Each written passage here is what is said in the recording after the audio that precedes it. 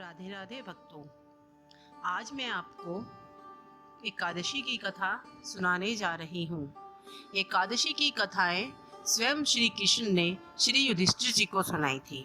सभी मासों की दोनों एकादशियों की कथाएं श्री कृष्ण जी ने श्री युधिष्ठिर जी को सभी पापों से मुक्त करने के लिए बताई थी।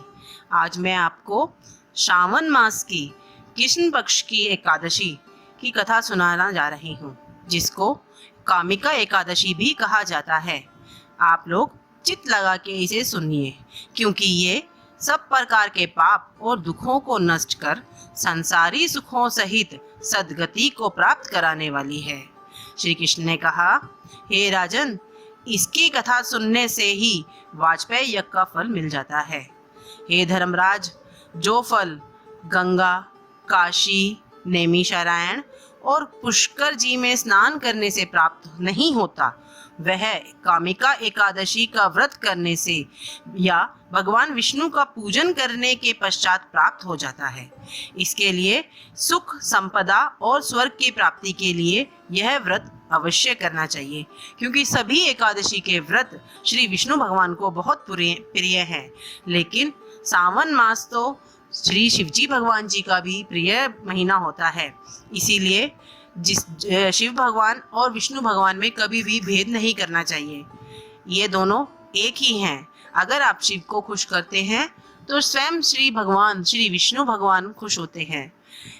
इसलिए श्री कृष्ण जी ने कहा, हे राजन, केदारनाथ और कुरुक्षेत्र में सूर्य ग्रहण के समय स्नान करने से, तालाब, बगीचा और स्वर्ण सहित पृथ्वी दान करने से, सिंह के गुरु में गोदावरी व गढ़ गंगा में स्नान करने से, सामग्री सहित ब्याई हुई गौ को दान करने से, अध्यात्म विद्या के अध्ययन करने से, जीवों की रक्षा करने से और हिंसा का परित्याग करने से जिस फल की प्राप्ति होती है, वह कामिका एकादशी व्रत करने मात्र से प्राप्त हो जाती है। इसलिए इसका व्रत अवश्य करना चाहिए।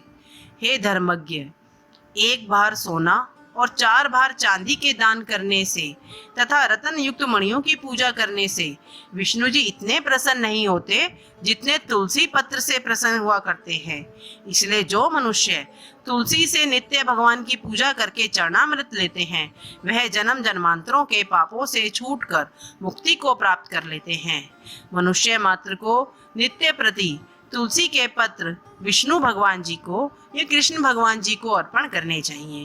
हे राजन, तुलसी के दर्शन से संपूर्ण पाप दूर हो जाते हैं और शरीर पवित्र हो जाता है। इसलिए सर्व सुख की दाता तुलसी जी को बारंबार प्रणाम है। हे पांडुनंदन, जो लोग एकादशी के दिन विष्णु भगवान के आगे दीपक जलाते हैं, उसके समस्त स्वर्गवासी पितृ संतुष्ट हो जाते हैं और उनके पुण्यों का हिसाब करना चित्रगुप्त की शक्ति से बाहर हो जाता है। अर्थात चित्रगुप्त भी उनके पुण्यों का हिसाब नहीं रख पाता है, जो एकादशी के दिन विष्णु भगवान जी की पूजा करते हैं, उनके आगे दीपक जलाते हैं, उनको तुलसी पत्र प्रदान करते हैं। अतः इस कामिका एकादशी का व्रत काम, क्रोध, मद, लोभ, मोह, अहंकार, हिंसा, चोरी, जोरी और अन्य अशुभ कर्मों का सर्वथा त्याग करते हुए अवश्य ही करना चाहिए। बोलो श्री कृष्ण भगवान की जय। हरे राम राम राम हरे हरे, हरे कृष्णा कृष्णा कृष्णा हरे हरे, हरे राम राम राम हरे हरे, हरे कृष्णा कृष्णा कृष्णा हरे हरे। जय श्री कृष्ण, जय श्री कृष्ण, जय श्री कृष्ण।